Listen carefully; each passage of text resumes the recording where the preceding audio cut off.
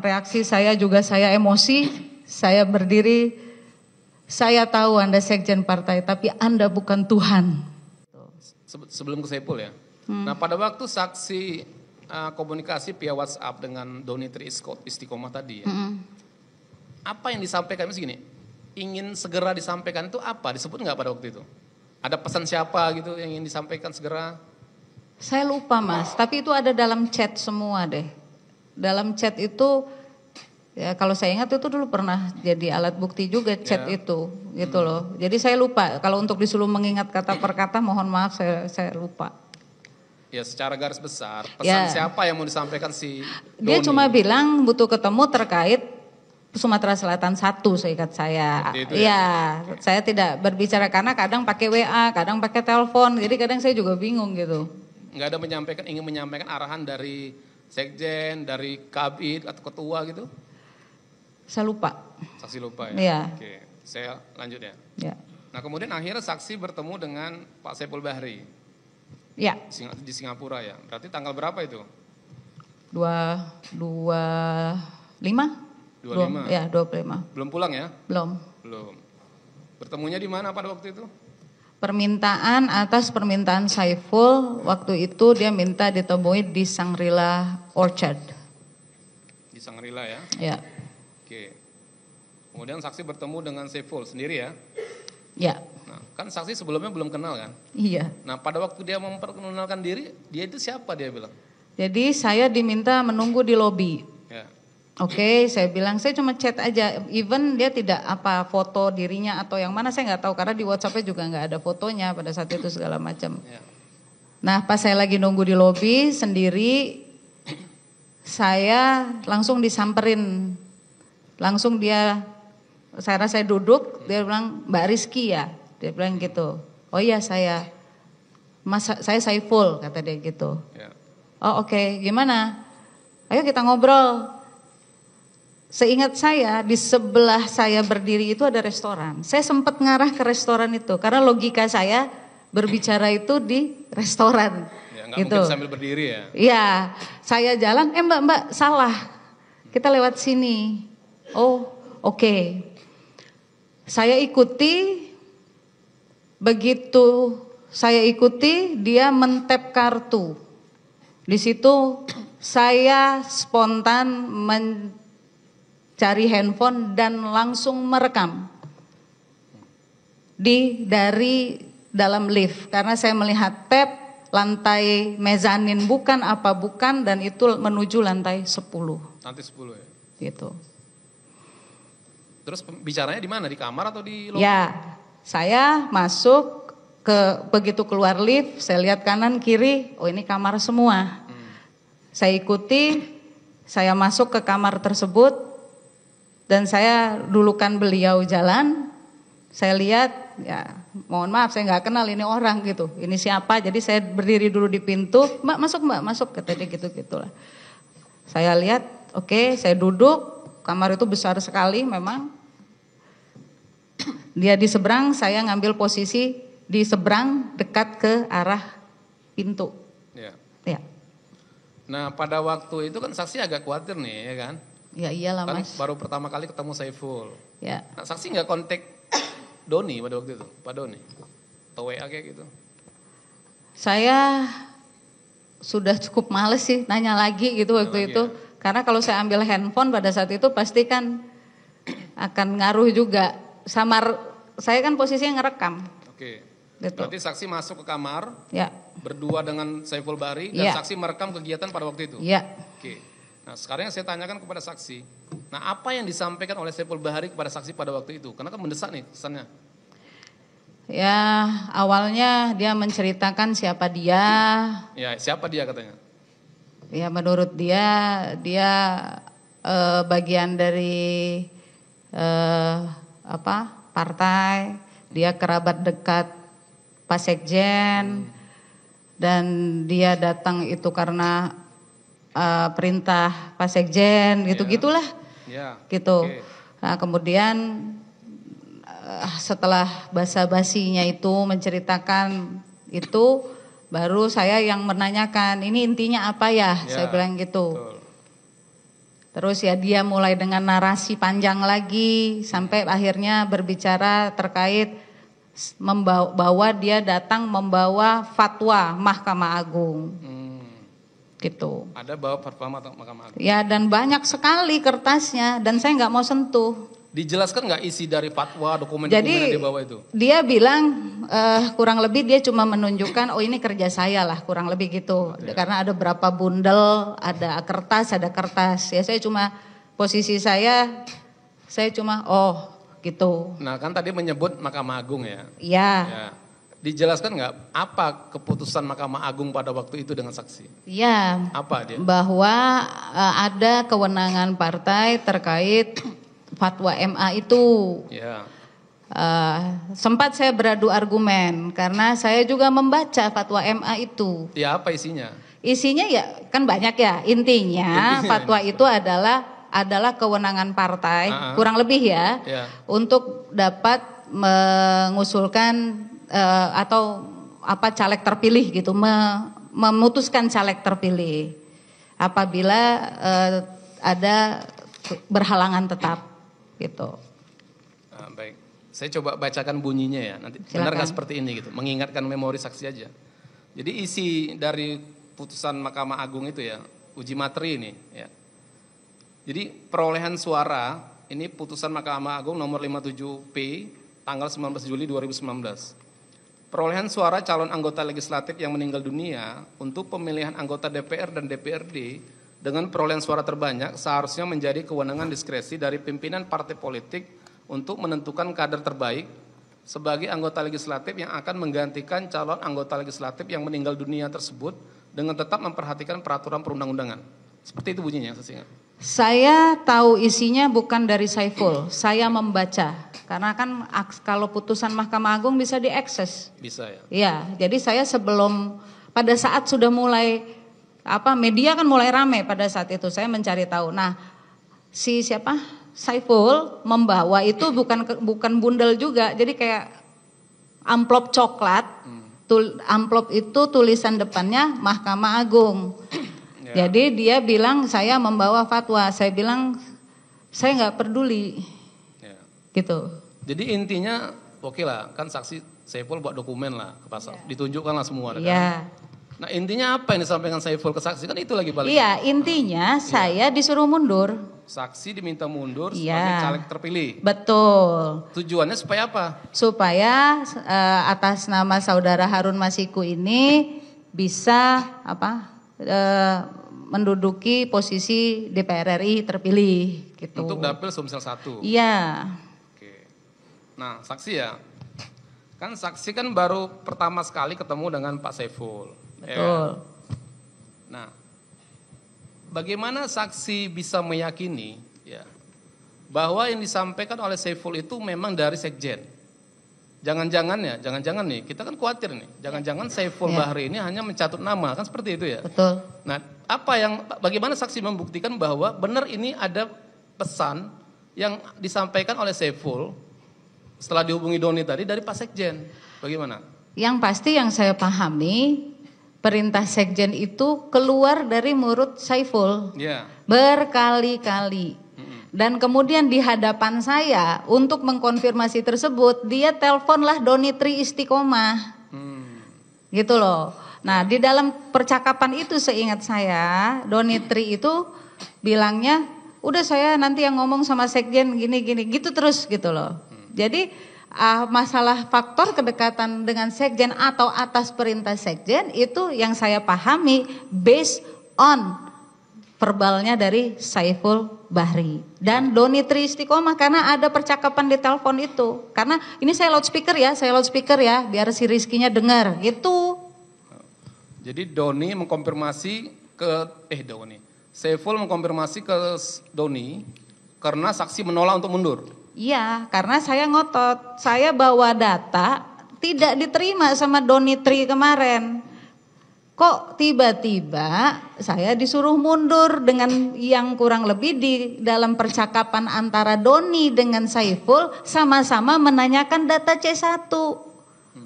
Kan lucu buat saya gitu loh. Apakah saya meyakini itu Kalau bicara faktor kedekatan ya yang namanya berulang kali dia menyampaikan itu ya saya mendengar iya aja gitu loh. Ya, baik. Nah, saksi ya. Kan timbul juga tanda tanya ya. Kenapa saksi suara terbanyak 44.000 harus diganti dengan Harun Masiku yang hanya mendapat 5.000 suara? Saksi tahu nggak apa alasan kenapa saksi disuruh mundur dan Harun Masiku yang harus naik gitu? Sampai detik ini, hari ini saya duduk di sini pun saya tidak tahu kenapa alasannya. Nggak tahu ya? Nggak. Ya, karena ada caleg nomor 2 kan, yang suaranya terbanyak juga ya, caleg nomor 2. Di bawah saya itu pasca almarhum meninggal ada kurang lebih 3 atau 4 orang yang suaranya jauh di atas Harun Masiku. Ya. Jadi saksi nggak mengetahui kenapa harus Harun Masiku gitu? Yang menyampaikan kenapa harus Harun Masiku itu hanya Saiful. Saiful ya? Lagi-lagi Saiful. Oke. Baik, saksi. Nah kemudian akhirnya kan saksi menolak ya? Betul. Pada waktu itu ya? Kemudian saksi pulangnya kapan? Saya pulang 26 September 2019? Iya. Nggak ada komunikasi dengan Doni dan Saiful lagi? Mereka ngubungin saya lewat WA, telepon. Kapan itu? Ya 26 itu minta data. Saya data. nggak saya ladenin. Ya. Karena saya yakin lah masa partai kita nggak punya data, ya mereka minta data saya buat apa gitu loh. Baik. Nah kemudian saksi ada nggak mengkonfirmasi permintaan mundur yang disampaikan Saiful yang katanya dari Sekjen ini kepada Sekjen sendiri? Tanggal saya lupa kurang lebih mungkin setelah hari itu kalau saya nggak salah 27 September kalau saya tidak salah itu saya ada surat. Ya. Tapi judul surat itu konsolidasi kalau saya nggak salah. Surat tanggal berapa masih ingat? Yang saya ingat tuh saya bacanya 27 September sih. Oh, acaranya di tanggal 27 September ya, 2019. Ya. Di mana? Di Dewan Pimpinan Pusat Partai. Ya. Yang ditandatangani oleh Pak Sekjen dan Ketua Badan Kehormatan. Pak siapa? Komarudin Watubun. Pak Komarudin Watubun. Nah pada saat saksi mendapat surat itu saksi mengkonfirmasi ke siapa? Ini surat mau ketemu siapa nih saya gitu? Langsung ke Pak Sekjen. Saksi WA langsung? Iya. Tanggal berapa saksi WA? 20 itu pokoknya hari ketemu itu. Oh jadi surat itu tanggal 26, saksi mendapat surat terus saksi konfirmasi ke Sekjen. Iya, iya. Arahan Pak Sekjen apa? Enggak, saya langsung datang juga gitu loh. Ya. Nah ketemunya dengan Pak Sekjen ini kapan? Ya 27. Oh tanggal 27-nya. Oke. Saksi bertemu dengan terdakwa di tanggal 27 ya. Ya. Nah kemudian apa pembicaraan pada waktu itu? Mudah-mudahan saya nggak salah. Waktu itu saya hadir Pak Sekjen bahwa saya mempertanyakan masalah pelantikan saya. Ya. Pelantikan saya, undangan saya. Ya. Sempat terjadi dialog pada saat itu bahwa saya akan diberikan undangan apabila saya bersedia mundur. Ya. Saya mempertanyakan alasannya apa.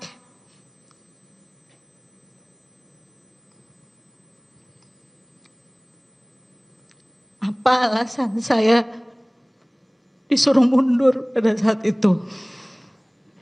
Karena saya juga saya kader partai, saya bekerja buat partai ini juga. Dan waktu itu saya jujur saya sudah sedikit emosi karena capek. Saya capek, saya terus-terusan gitu. Nah pada saat itu saya paham mungkin Pak Sekjen juga capek, beliau emosi, saya emosi, sampai beliau menyampaikan bahwa ini perintah partai. Ini mohon maaf kalau saya agak mencoba mengingat. Saya bilang saya akan mundur apabila saya mendengar langsung dari Ibu Ketua Umum pada saat itu. Dan Pak Sekjen menjawab, dan itu yang saya tidak akan pernah lupakan karena agak kaget untuk pertama kali saya bisa berinteraksi. Saya ini sekjen partai. Di situ reaksi saya juga saya emosi, saya berdiri, saya tahu Anda sekjen partai tapi Anda bukan Tuhan. Itu yang saya sampaikan. Waktu yang singkat Pak Sekjen tapi sangat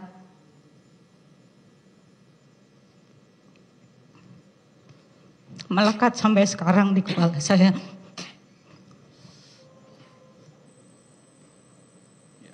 Baik, saksi ya.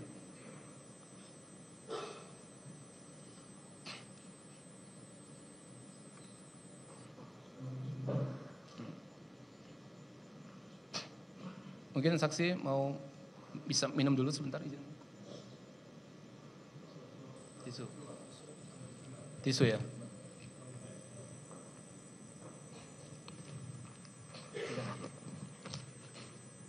Maaf yang mulia.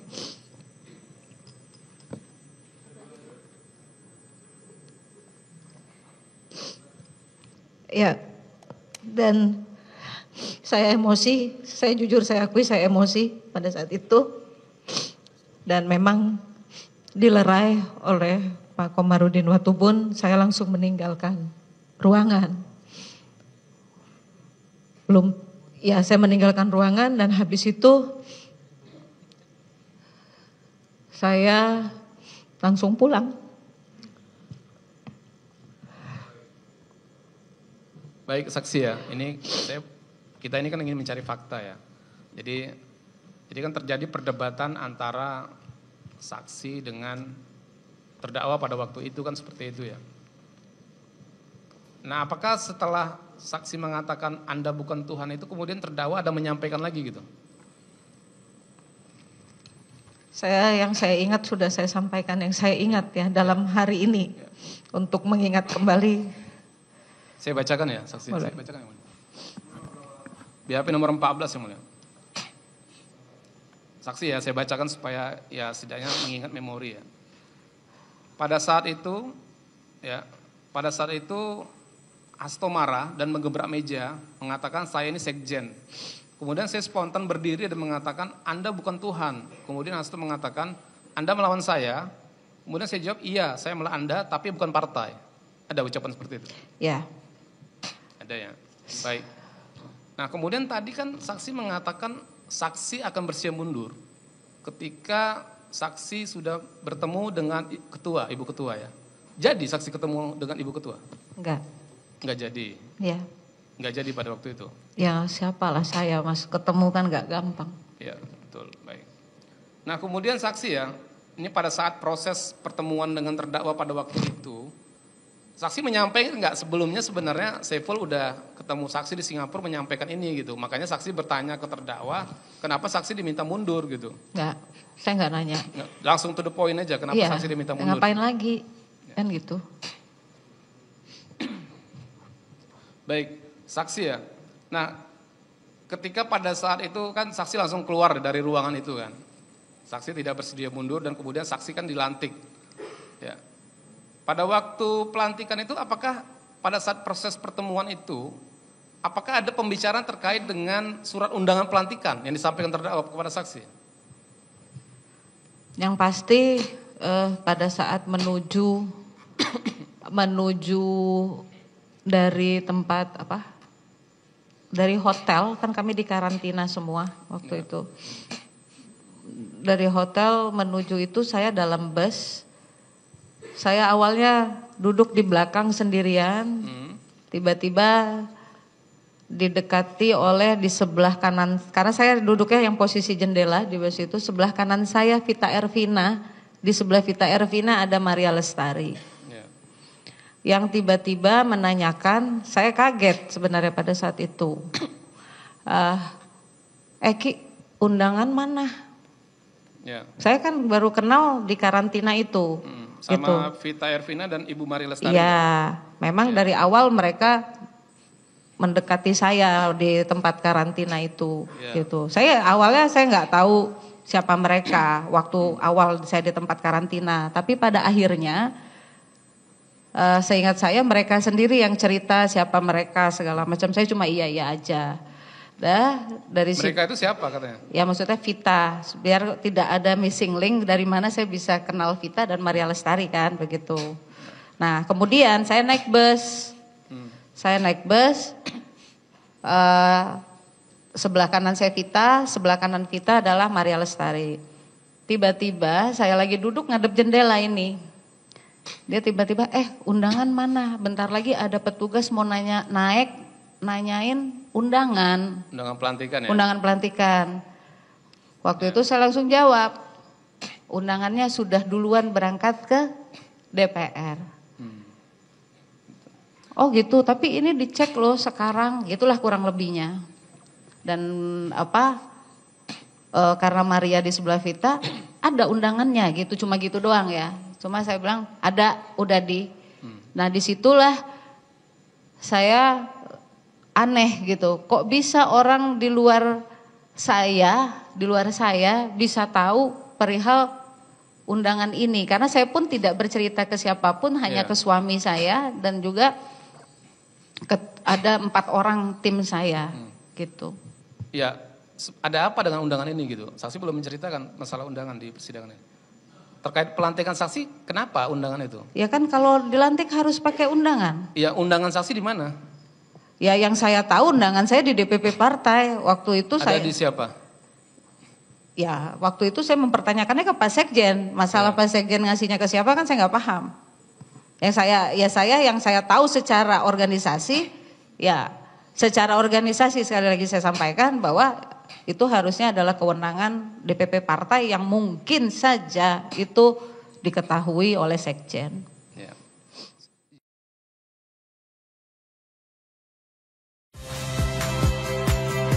Saya Priska Clarissa. Saksikan program-program Kompas TV melalui siaran digital, pay TV, dan media streaming lainnya. Kompas TV, independen, terpercaya.